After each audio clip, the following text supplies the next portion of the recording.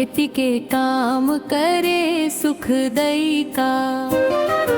अम्बिया के छाँव डगरिया के फूल, हमर हाथ सो धरती झूल।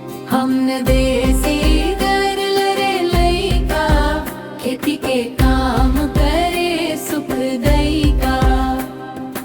अम्बिया के छाँव डगरिया के फूल, हमर हाथ सो धरती झूल। हमने देसी कर लरे लइका, खेती के काम करे सुखदई का। धरती में रस हम बगरावन रे, अंगना में मयूर नचावन रे। माथ में टिकली पग में बिछिया, सहेली संग जमत है गोठ बैठिया। हमने देसी कर लरे लइका, खेती के काम करे सुखदई का। अम्बिया के छाँव डगरिया के फूल, हमर हाथ सो धरती झूल। छोटी छोटी लइकी मारत है पैया, धान रोपत सब सुनावत है गैया। हंसी ठठठा के हम गुल बांधन, थकन के कभू फिकर न राखन। हमने देसी कर लरे लइका, खेती के काम करे सुखदई का।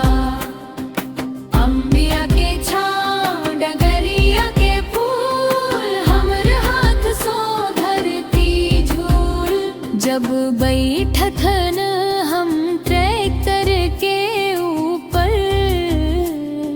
हरियर खेत बने मोर दरबार। कुड़ कुड़ मुर्गी नाचे रे झूम, देसी अंदाज हमर सब ले घूम। पीही के घर लेने बताए,